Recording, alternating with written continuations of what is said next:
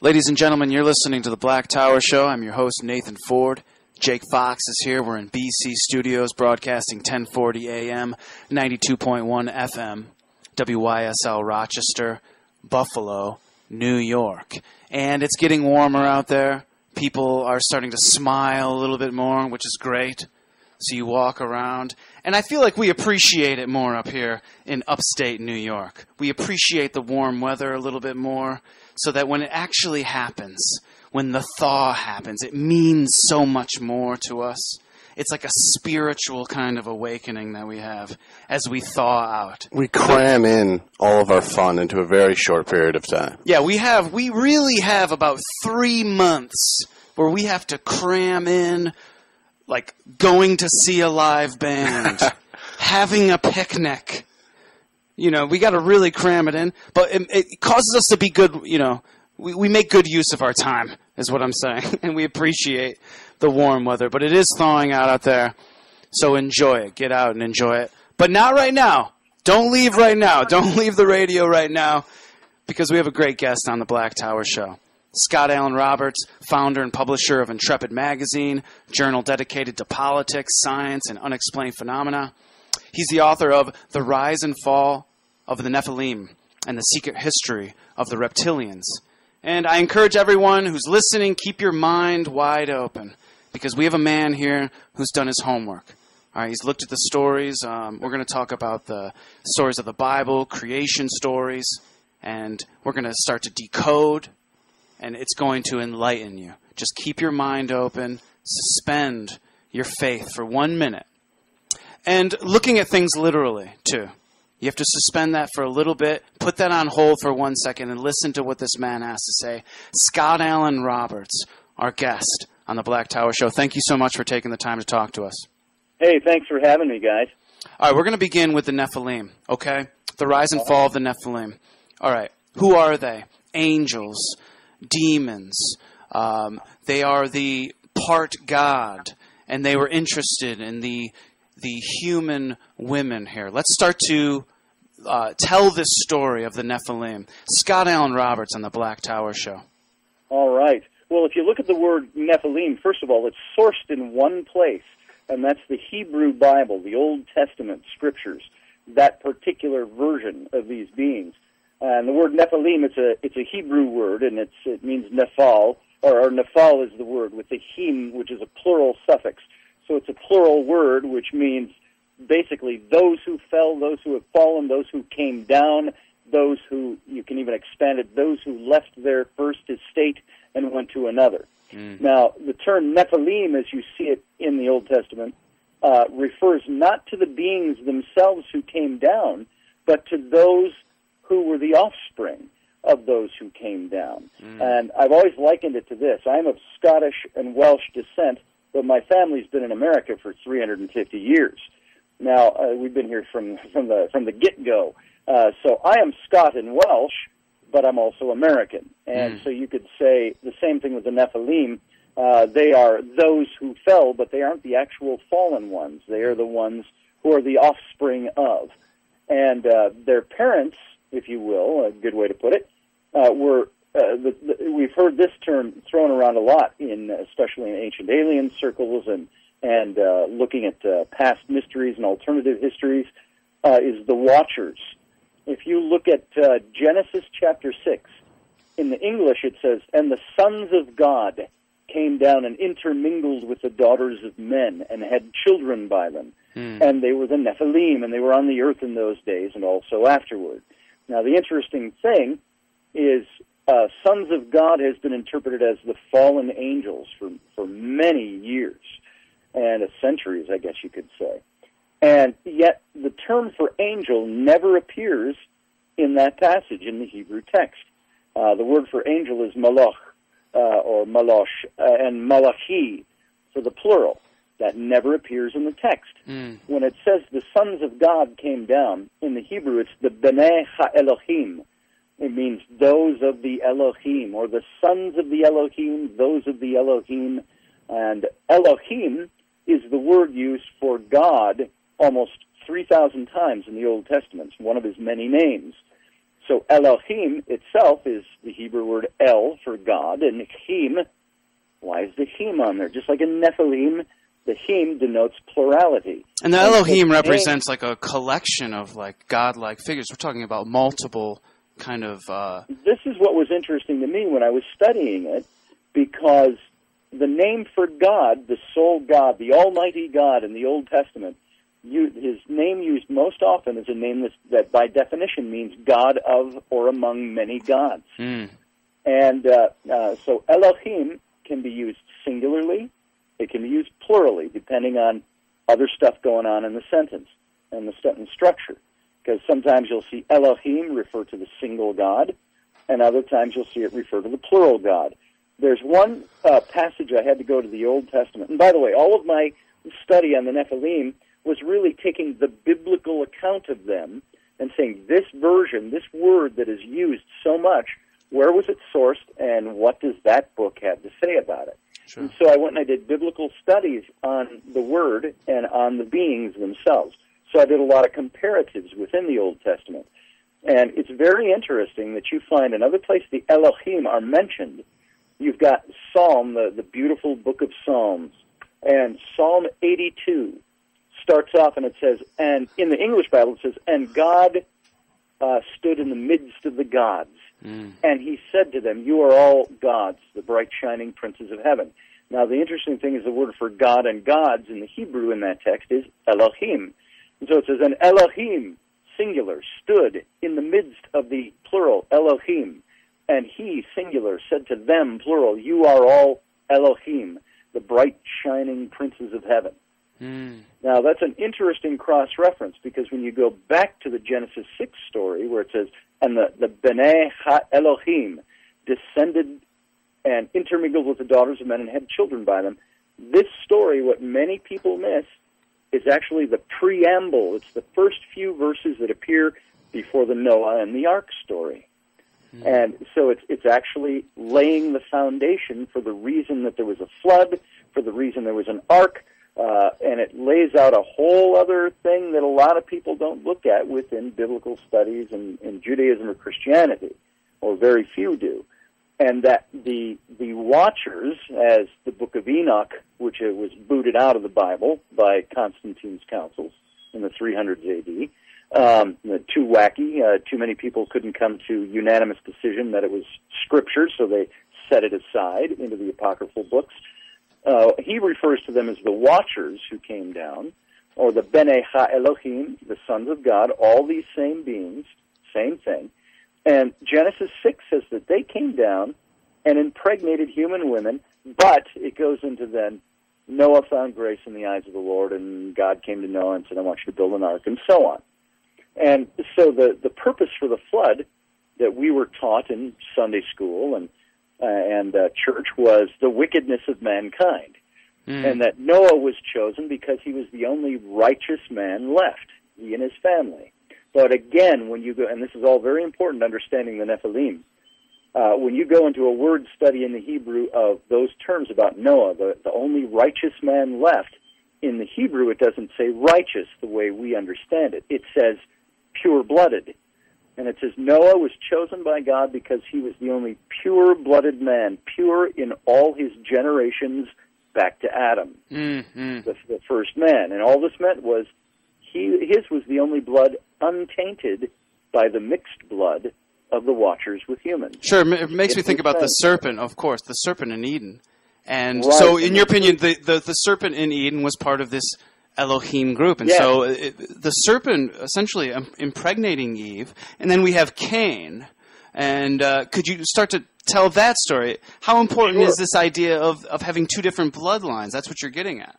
That's exactly what I'm getting at here, is you go all the way now back to the Garden of Eden story, and we all know Adam and Eve, and the serpent tempted Eve, and she bit the fruit, and she gave to Adam, and poof, they're both naked all of a sudden, and as the Scripture says, and they've fallen, as now a fallen race. God comes down and curses them all, curses the serpent and all of this.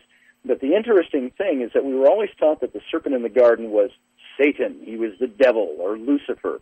Yet, once again, in the text, none of those terms, titles, or names ever appears for the serpent. It does not say Satan or the devil. As a matter of fact, the Hebrews or the Israelites did not have, in ancient Judaism especially, they did not have a Satan or a devil.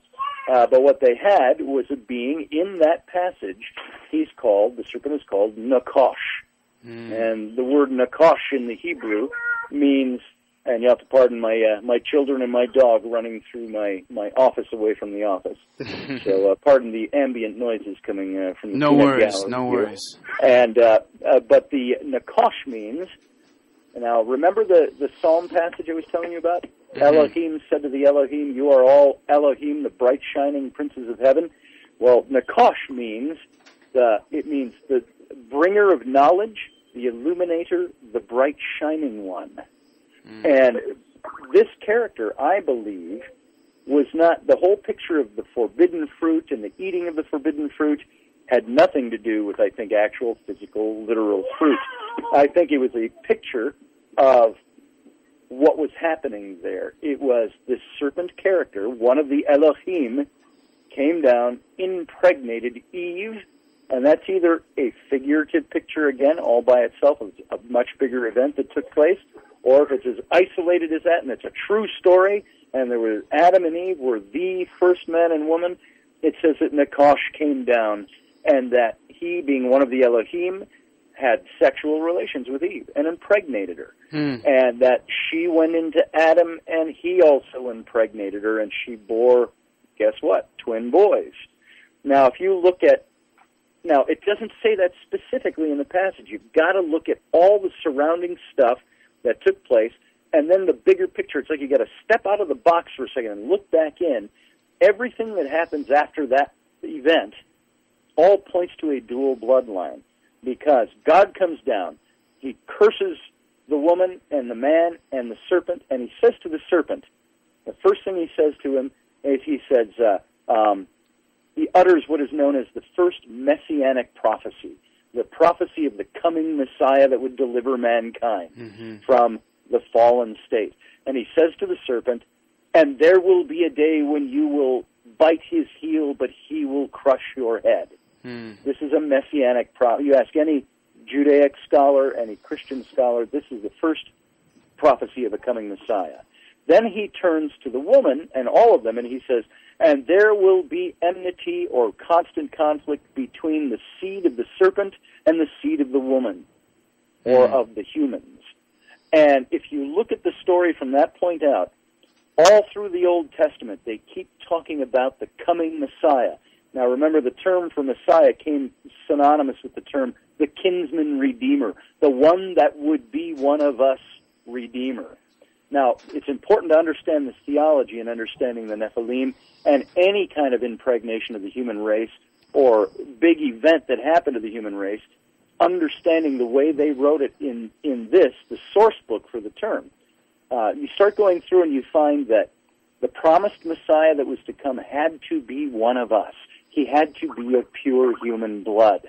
And when they keep emphasizing in all these different passages and books written in the Old Testament of the coming Messiah, the kinsman redeemer, the one that would be one of us, it's emphasizing the fact that there is something that then is opposite of that, something that is not one of us. He had to be one of us in blood. And then when they go through all the genealogies, I think it's very interesting. In the Old Testament, there's one in the Book of Chronicles, Numbers, there's 13 chapters designated for just saying, Abraham begot Seth, and Seth begot Shemech, and Shemech lay with Lamech's brother, and his brother lay with, and it goes on for 13 chapters. And it's establishing the bloodline going all the way up to Noah, and then from Noah to King David, and King David then to Mary, the mother of Jesus, to show that there was a bloodline that was being followed. The interesting thing about that is it's always the firstborn son that carries on, and all these genealogies, it carries on the line. Well, when they go all the way back to Adam, they don't go to the firstborn son, who is said to be Cain, the first of the twins that was born. They go, and then not to Abel, chicken scratch for Abel, he's already gone and dead, his brother murdered him. So why don't they go with Cain, the firstborn? They go with Seth, the thirdborn. Why did they do that? Because Cain was not of pure human blood, so the messianic line could not be traced through Cain. because he was born of the mixed blood. He was of the blood of Nakash and Eve, while Abel was of the blood of Adam and Eve. And you start going through all of this stuff, take your time and go through it yourself, and you'll find there's a huge picture. The whole story of the Messiah and the coming Messiah in the Old Testament is a picture that is piggybacked on the race interrupted. We're talking to Scott Allen Roberts on the Black Tower Show, founder and publisher of Intrepid Magazine, journal dedicated to politics, science, and unexplained phenomenon, author of The Rise and Fall of the Nephilim and the Secret History of the Reptilians. Scott Allen Roberts on the Black Tower Show. You just mentioned a race interruption. Do any other myths from around the world, from different cultures, talk about a race interrupted by, people coming down from the heavens or the skies or anything like the legend of what the Bible talks about the Nephilim? Well, I'll tell you this. There are over 600 different flood stories in ancient culture, ancient religions, ancient culture, tribal stories that speak of a universal flood. And common to almost all of these stories is some kind of spirit being, some kind of God, some kind of being not of this world that comes down, intermingles with humans and creates offspring, and the deity or the superior being has to come down and wipe them out for some reason, to wipe out this impure bloodline that had been created. So almost every story related to a flood myth has connected to it the story of an interrupted race, or a race that has interbreeding that has gone on. There are also all different kinds of cultural stories, and some of them we recognize because they're very familiar. One of my favorites, of course, because of my own Celtic roots, I love the Celtic version. If you go into the Irish story of the Tuatha Dé Danann, these are the people that, according to ancient Irish mythology, they were the bright shining kings who descended from the heavens and intermingled with the humans. And they were eventually driven back. There were wars with them, and they were driven back into the Hollow Hills, and they became known as the Elven folk, and again, the relation to the word El for God, the Elven folk, those of the Elohim, those of the God. And these are beings that I think J.R.R. Tolkien had his thumb on the pulse of a lot of ancient mythology. So you've got the Tuatha Dé Danann, who, by the way, are also known as the Tuatha Dé Anu, as well as Danu. And this has to do with the remnants of the tribe of the Anunnaki, and how they intermingled and spread across. And you start getting into all things about the Illuminati and the hidden hand and all the bloodlines of the royal houses of Europe. And so that's just one example right there. Is there any sort of physical description of what these Nephilim look like? We can. The myth of the Nephilim has been related to these elongated skulls of Pericus. People are saying, these alien hybrids were in fact walking the earth. So I'm just curious if there's any sort of physical description that could match these people's statements like that. About the only physical description you get was a mistranslation, and that's where they called them giants. Well, the funny thing is that was a mistranslation from the Hebrew as well. They weren't called giants at all. The closest thing you had to a giant in Hebrew mythology was the Gibborim, and these were the mighty. The Bible speaks of the Nephilim as being, it says, and they were the mighty men of old, the men of renown, the mighty warriors and the great heroes, and these were the Nephilim it talks about. Yeah. And the problem with that is that not a problem, but it never says they're giants. It talks about the Gibborim, and these mighty men of valor that were the part of Hebrew mythology. Physical descriptions are never really given. In the book of Enoch, it talks about how the 200 descended from heaven onto the slopes of Mount Armon, which is Mount Hermon in northern Israel. And they said they made this pact to go in amongst the women and to teach. And then it said they chose the ones they loved. So it was very interesting. It was not even a story of enslavement or something like that. It was a story of they fell in love with them. and they cohabited with them, it said. They lived with them. They had children. They taught them the forbidden knowledges of the gods. And this was their great sin that they were condemned for. And this is what you're looking at, by the way, in Psalm 82, when God says, and Elohim said to the Elohim, you are the bright, shining princes of heaven, but he casts judgment on them. It doesn't say what for, but this is who they are, and this is why they're being judged. And as a matter of fact, did either of you see the movie Noah that just came out with Russell Crowe? No, I haven't seen that, no. There was a lot of criticism of that movie, because mostly from evangelical points of view and so on, and because it didn't follow the true story as written in the Bible. The problem is the story that appears in the Bible is very light, and there are several other sources for that. People criticized the Watchers and the rock monsters that were represented as the Watchers. When it's interesting, in the Book of Enoch, it says that the leader of the Watchers, Shemiyaza, was buried in the desert by God and encased in rock. And they had to send out the scapegoat, the goat, once a year out into the desert as a sacrifice to Shemiyaza, until he was finally freed from the rock by God. And so it's not so far-fetched. So even that movie deals with some of those topics, things that you find in the Book of Enoch, the Book of Jasher, and other Old Testament books that were lost for a long time. It's just funny how we have our own, cultural idea of what is true as far as, when it concerns the Bible. But it makes me think about Moses. Of course, he was penning out Genesis. This is a man, right? Are we witnessing Moses building a religion here? And how much of this are we supposed to take as being real truth, and how much of it is a tool for manipulation? Well, this is what threw me into a bit of a tailspin on my faith. I'll tell you, I grew up and I went to Bible college. I went to a very conservative fundamentalist Baptist seminary. I was in ministry for a while, and I started to ask questions on these things.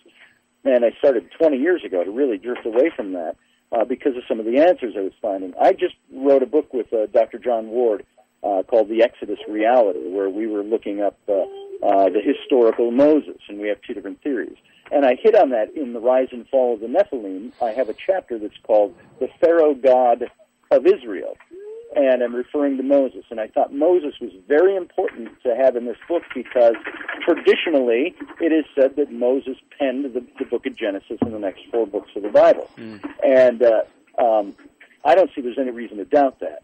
But keep in mind, when he penned these books, he was a guy, and this is important to understand, that he was a guy that was thoroughly Egyptianized. He may have been Hebrew or Israelite by blood, but he grew up Egyptian for 40 years. And what he brought to the table was the royal education of 18th dynasty Egypt. And when he left Egypt, he was 40 years, it says, from Cush in the south over to Midian. And there he became a sheikh, and he brings all this royal education with him. He has all this knowledge he gains from the Sinaitic religions when he's in the Sinai, the Mesopotamian religions. And when you start looking at the Genesis stories of creation, Adam and Eve in the garden, the Noah's flood, these are all sourced, I think, by Moses from Mesopotamian, Sumerian stories written 1,500 years earlier. And you see all the similarities. I'll just give you a real quick synopsis on this. Take the creation story itself. You've got, according to the cuneiform tablets, the gods of the Sumerians were the Anunnaki. And the Anunnaki, the chief god Elil, note the similarity in the name there already, and this is what I'm getting at. Elil said to Enki, who is also known as Ea, and he said, create primeval men for us that they may do our work for us and do our bidding, and in essence create a slave race. And it says that Enki made humans, and humans were there to toil and till the ground for them, produce crops, to mine natural resources and so on. And eventually the human king, King Atrahasis, pleads to his god Enki to please deliver us from this bondage to the gods, the Anunnaki. And Enki hears his plight, comes down with his mighty men of valor, actually rises up out of the great Abzu, the underground sea, and comes into the Serpent's Marsh, which is around Eridu, the city that Atrahasis lived in. And he helps them fight and win their freedom against El-Il and the gods. And for this, El-Il condemns Enki and all his followers to the subterranean caverns of the earth to dwell forever. Now, you take that story and you move ahead in time, 1,500 years, man moving from the Fertile Crescent down into the Canaanite region. The Canaanites picked that up, and El-Il became El. And the Hebrews picked that up, and El became El, Elohim, El Shaddai, El Elyon, all the names for God in the Bible. Enki, Iyah, becomes Yahweh, which is the Hebrew term for Jehovah. And they were two separate beings in the Hebrew culture. You've got Moses writing about this beautiful garden and how El-Il, or Elohim, creates humanity. And what does he do? It's not a slave race now, but instead of tilling the ground, mining the resources, the book of Genesis says, and God placed Adam and Eve in the garden to till the ground and keep it for him. And then you've got the whole serpent story with the serpent character, Nakash, which correlates with Iyah, who came up out of the serpent's marsh, which was known as, remember his name Iyah? It was known as, in the Mesopotamian story, it was known as Iyah's den, or Iyah-den, is what it became known as, which became Eden in the Genesis story. Wow. So you start looking at these similarities and you say, wait a minute, what came first, the chicken or the egg? Was there a proto-religion that both the Sumerian culture and Moses were pulling off of? Or did Moses, which is what I really think he did, he was nation-building. And what he did was he had his burning bush experience. He was the only guy there, the only guy that wrote about it. And he said, this is it. And he establishes the law. He writes the books of faith and establishes Judaism. But what did he do? He incorporated older religion and out of whole cloth twisted it and made it into something brand new. Could this be manufactured to create the different bloodlines of people that are meant to plow the field? Yeah. And then the people that are meant to sit in their comfortable chair and watch as everybody works and does their bidding. I mean, I wonder if this just legitimates that. I think you're onto something with that. And okay, I think that what you have to do, and I don't want to offend anybody's religious sensibilities, spiritual sensibilities who are listening to this. I haven't thrown out the baby with the bathwater. I still struggle with my faith in God. But what gives me problematic areas are when I find out that the things that I believe were actually based on older religions, which makes me ask the question, is there a true religion there? Was there a proto-religion?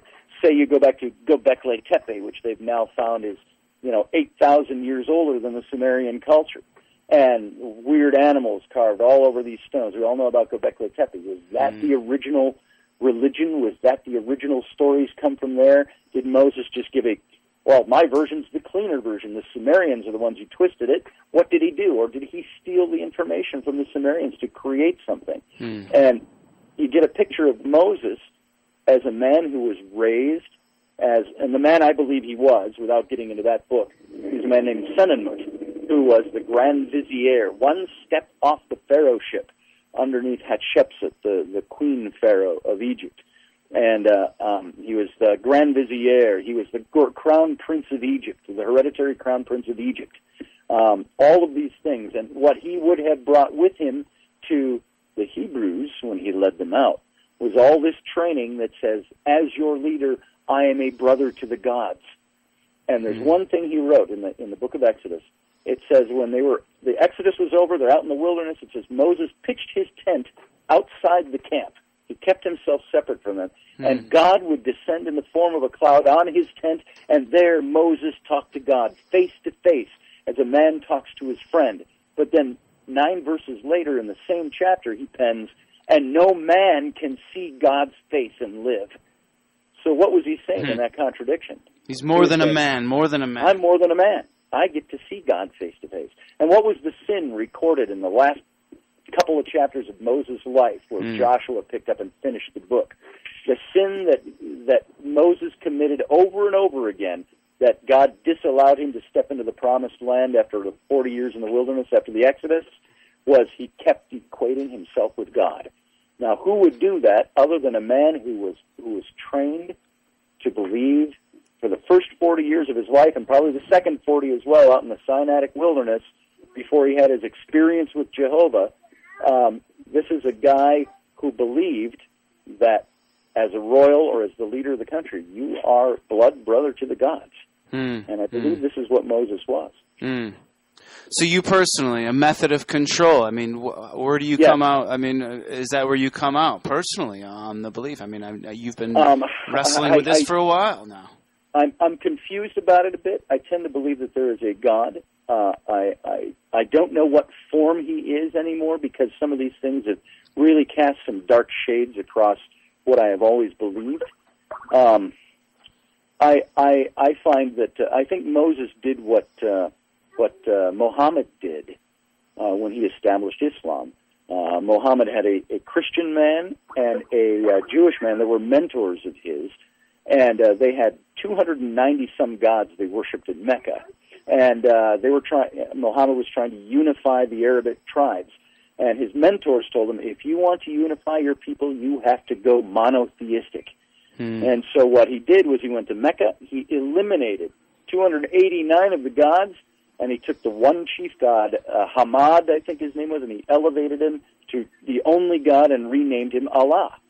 And he said, this will be our one true God. Yeah. And I think he created Islam out of whole cloth. And I think this is exactly what Moses did. I think the religions are created. Does that eliminate the reality of a creator? I don't think so. Well, it makes everything very, very black and white. It makes me think about America. It makes me think of just, how we do think about things like sexuality, and our own, human nature has been reduced to black and white for the sake of argument, for the sake of political argument.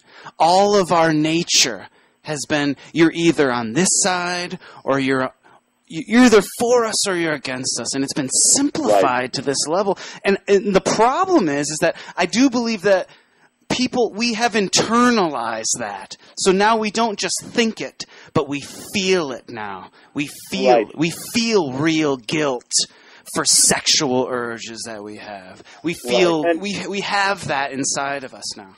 And if you notice from the Garden of Eden story on, everything was focused on sexuality.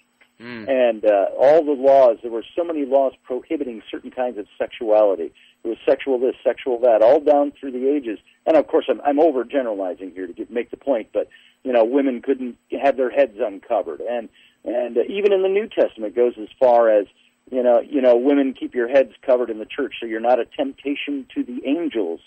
The Apostle Paul wrote in the New Testament, and also so that if you have questions in church, go home and ask your husbands. Do not speak in the church. There was always these prohibitions against women and sexuality, and it came from the story of Eve. I believe that part of that was cultural. That's the way they did things in their culture, and they found their religion to support it, and or they wrote their religion to support it. I think that God, my relationship with God, or anybody's relationship with God, that's your personal faith issue. That becomes an issue of faith. There's no way faith doesn't require proof. It requires you to believe. Yet for me, I think solid faith has an object to found it on that's solid, not just a claim or something that was written down in a book several thousand years ago. I want to know what I believe. And so I tend to think that the belief systems we have in place were manufactured, and manufactured for a purpose. And that purpose was definitely to control the masses. And I'm not talking necessarily dictatorial control, but one that would keep the masses aligned and keep them in the faith and keep.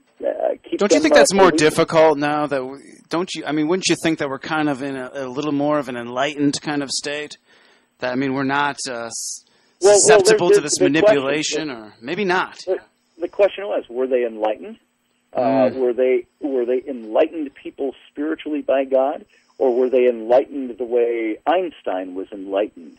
Are these people who really did have experiences with God, or are these people who think they had experiences with God or manufactured experiences with God in order to create something? I don't know, and I don't want to be that cynical about it. Sure. But I do know this. When you look at most of the Old Testament patriarchs in Judaism and Christianity, these were guys who had visions, they had dreams. I mean, Jacob wrestled with God in his dreams. You had Joseph, the husband of Mary, the mother of Jesus, who had a dream where the angel said, "Don't put your wife away or divorce her because it's the Son of God." And all of these guys, they have these dreams and these visions, and they're told what to do. Yet, and we look at those as these big mountaintop experiences. Man, if that would happen to me, I would be that would happen the rest of my life. I would never question. But these guys, they would wake up, and by the time you're having your second cup of coffee and scratching your ass and looking out the window at the sunrise, and you're going, wait a minute, was that a dream? Was that really God, or did I just have too many tacos last night? You know, and I'm serious about that. I'm being a little flippant just for fun, but when you think about it, you say, was that a real experience? Sure. Did these guys question it? Sure they did, because the Bible's full of these patriarchs who had these magnificent, miraculous experiences with God, and then they went on to do their own thing. I do love the characters in the Bible, too. Yeah, the characters in the Bible, they're all kind of like, there's a lot of delinquents in there. It does seem like God is choosing some people that are, I mean, if we lived in this time, they would be drug dealers, prostitutes. These are the people, I mean, he was going to people who were living on the fringe. Well, I mean, if there's anything to be said, I mean, what does that say? You know? I used to be a youth pastor, and I'd talk to the high school kids, and I'd say, you know, Jesus hung out with the wrong crowd, you know. I said he hung out with the prostitutes, he hung out with the tax collectors who were considered scum of the earth. He hung out with the downcast and the outcast, and these were the people where you could find him. You've got David, the great King David in the Bible. When Saul was seeking to kill him, when he found out David was going to replace him, it says, and he ran to the wilderness. He became a Robin Hood type of character, an archetype for a Robin Hood, because it said he went to the wilderness, and all the dispossessed, all those who were in debt, all who were outlawed, gathered themselves to him and became his mighty men of valor, and they struck out at the enemy from the wilderness, just like Robin Hood. And and yet David is a guy who committed genocide's not the right word because that's a whole race, but he would go into towns and didn't want anybody to know what he was doing, and he would wipe out whole towns as a mercenary, and he put them all to the flame. Men, women, children, babes in arms, animals, everything. He torched everybody and everything to cover his acts. And then we've got the story where he murders a guy for his wife. And yet he's still referred to in the Bible as the man after God's own heart, the sweet psalmist of Israel. That should tell you something right there, man. It should. It tells you that the one side of that coin is the Bible wanted to show you that God uses whomever he chooses, and he uses even faulted people. The other side of the coin is that there's nobody who raises themselves up as a spiritual leader who does not have faults. Yeah, I remember I grew up in the Pentecostal Christian church. They always said, and the saying growing up was always, "Many are called, few are chosen." Few are chosen. That was always drilled into me as a did young that end lad. With glory, say hallelujah. Yeah, that's right. And speaking in tongues too, and having some kind of direct connection. Now, I was always very, very skeptical. And, you know, that's why it's great to have you on the show, man, because it's been enlightening talking to you, because I've always had that sense that this is allegorical, a lot of this, that it does need to be decoded, but that there is knowledge there and something to be learned, of course. So God forbid that I should lead anybody away from God. That's not my point. My point, somebody once asked me, what was the reason you wrote this, actually it was Shirley MacLaine, asked me, what's the reason you wrote this book on the Nephilim? Behind it all. And I said, really? I said, I've never really thought about that. I said, I guess the underlying reason is think for yourself. Don't let anybody tell you what to believe about any of this stuff in either direction.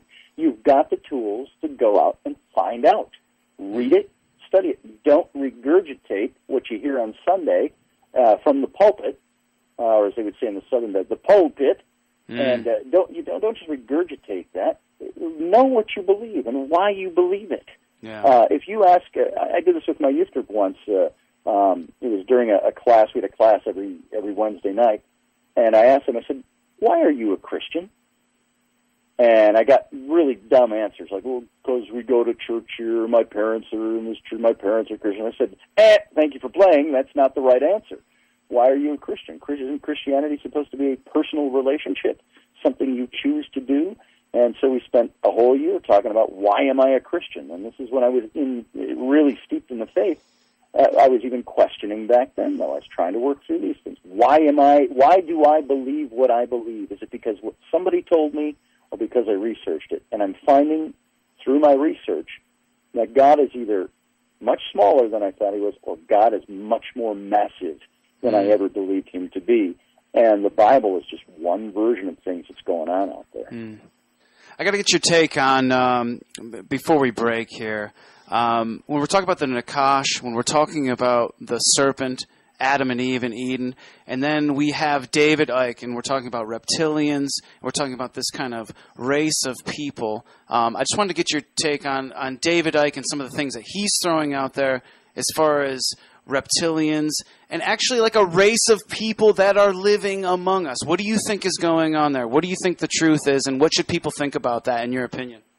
First thing I'll say is I can't say that anything isn't true. There's always possibilities out there. David Icke is somebody that I think I criticized him enough in my book that I probably lost all opportunity to ever actually interview the man, which I think would be fascinating. But I think he's an extremist, an extreme believer in something. I don't even know that he truly believes it himself. You'll never know that for sure. As far as a race of reptilians and so on, we don't know. We may never know if that's real. We do have certain, you can call it quote unquote evidences. About the closest you can get is the Rh factor in the blood, and even that isn't a conclusive thing. Saying, aha, there, we have stumbled on it. There is the truth. Some people have the blood of reptilians. We don't know that. When it was discovered in the 50s, they just made the statement, this is like nothing else on the planet. I don't think they were thinking reptilian races from outer space. I think there's been a huge, almost cult-level, I fall short of saying it's a religion, but a belief in this whole reptilians from outer space thing, because, frankly, there is no evidence. There is no proof. We've got little bits and pieces of things that look like maybe this might be so. You've got the works of Zecharia Sitchin, who the guy was obviously onto something, but he had so many mistranslations of text that you want to say, if I am going to teach something based on an ancient text, yet my interpretation is full of holes, it's full of linguistic errors and mistranslations, when even a lexicon that was written 4,000 years ago exists out there to decipher some of these words in the ancient languages, and still there's a mistranslation. You wonder if the rest of his scholarship should be called into question. One small example about Sitchin, the Sumerian word mu, M-U, he interpreted that to mean the children of the fiery rockets.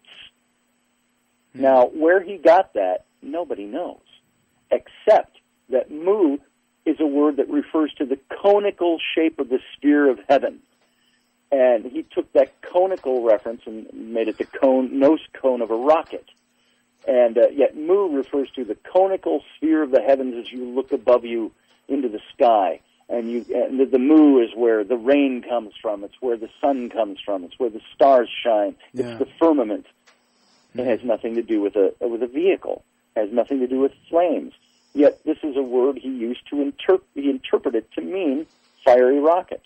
Sure. And there's no source point for that whatsoever. And when you start looking at the guys who purported and founded some of these theories of the reptilians, there's some of their scholarship is so weak and so off. You say, did they do what we claim maybe Moses may have done? Did they interpret their own version for the purpose of creating something? I think a lot of it is probably drug-induced, too. I know that there's people that have taken ayahuasca and different hallucinogenic drugs have described sort of a real understanding of a reptilian kind of being that may live inside some of us or all of us, It's possible. I think that there are probably beings among us that have nothing to do with humanity. I tend to, now I put this in the belief category as opposed to the provable fact category. I think that there's probably enough going on out there in the universe that we're not alone, and we're not alone on this planet. I think that there are enough mystical, hermetic, metaphysical things going on that seems to indicate there's something going on. It's nothing you can prove by science. I think science is arrogant when it comes out and says just because you cannot prove it by the scientific method, if you cannot do that, it does not exist. I disagree with that. I think that there are things that there are certain veils we cannot pierce. There are certain things we will never understand. Yeah. Can we scientifically prove or disprove that there is a God? No. Can we prove there's a God? No. Does that mean he doesn't exist? No. For some people, they choose to believe that, though, based on science. But can you prove it? No. All right, we'll see if those elongated skulls, they say that there's some different DNA going on there. We don't know. There's something going on with those. We don't know. We don't know for sure yet. Yeah, We're still trying to figure it out. But we want to believe. Part of us really, really wants to believe. Well, I wrote in Reptilians, it talked about Freud and Adler, the two fathers of modern-day psychotherapy. And these two guys talked from different points of view on why humans want to believe certain things. Freud took it from the past. You look into your past and the things in your past. And Adler took it to the future. It's the things you want to be, the things you want to become. And you look at our need as human beings to be something different or believe something is greater than us. Sure. Or believe that there's something else going on, that we have this need to fulfill that. When I was in church work, we used to call it, there is a God-shaped vacuum in everybody's heart that only God can fill, in evangelical terms. But I also think that there are, very possibly, there are vacuums within our minds that need to be filled because, as I was in a conversation with Whitley Strieber, and he had said, I told him, I said, you know, Whitley, you're a crackpot, and you know it. And he paused for a second, and we laughed a bit, and I said, you know what I mean by that? I said, you had an experience. You had your burning bush experience like Moses. Only you were there. Only you saw it, but you know damn well that it happened. And I said, but the rest of the world views you as a crackpot because you experienced something that they haven't. And I said, when you start looking at things that way, you say, there are people who know something out there. The only problem is they can't convince anybody else of what they know because nobody else was there. Yeah. And as my partner in crime, Dr. John Ward, always says, he says, Scotty, he says, we weren't there and we don't know. And that's pretty much it. We don't know for sure. We get little bits and pieces. Yeah. Even the Apostle Paul, who I have some doubts about his writings and his stance, but he wrote in the New Testament, he says, as for now, we see as if through a glass darkly. We don't see all the details. We don't know them. And will we ever know them? I don't know. All we can do is keep asking the questions and keep digging for answers. But if I looked to Richard Feynman, astrophysicist. He was a contemporary of Oppenheimer and Einstein. He says, there's a lot of things I know a lot about. He says, but there's a whole hell of a lot of things I don't know a thing about. And he said, it doesn't bother me one little bit to think that I might be alone in a vast universe. I think that's it. That does feel more like it. For me personally, it doesn't feel like I need to be part of something that is greater. I think the real fear, for me anyways, is that I'm waving my hands around, screaming and crying, and nobody cares. And I think that sort of feeling, that is a real loathing and anxiety that I think our society suffers from. I think we all feel that.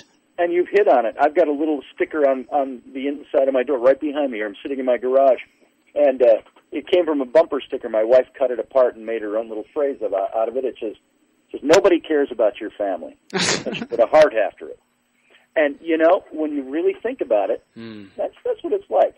If you're sitting here talking to a friend and you're trying to unload your woes on somebody, every now and then you get somebody that really cares about you. But if you've got something that's going on, people don't always have time to listen to you because people have their own kettle of fish going on. Sure. And I don't mean to sound cynical or jaded in any sense of the word, but everybody struggles. I've always said life is shitty. Oops, I don't know if I could say that. Sorry about that. No, that's all right. I was on a roll there, and I didn't watch my tongue. Life is, all by itself, is entropic. Life will degrade into nothing. If you leave your dishes in the sink for a week, what's your house going to look and smell like if you don't start cleaning your house? What's your grass look like if you don't mow it? What's your life going to be like if you don't do anything to improve it? It's going to entropically decay. We are born to die. We will all eventually die, and that's a fact we all know. Nothing. The only two truisms in the world, as Franklin said, death and taxes. But it's entropic. But it's what you do with life that makes it wonderful. Sure. Or makes it. We never mentioned once during this interview about compassion and love. And actually taking the time to care about people around us. We didn't even get around to that. There might be something in that. God forbid we actually lend a hand or lend an ear. And maybe God is in that. Maybe that's part of what God is love means. Maybe there's some truth in there. I definitely think you're onto something there. I think that's what rises us above.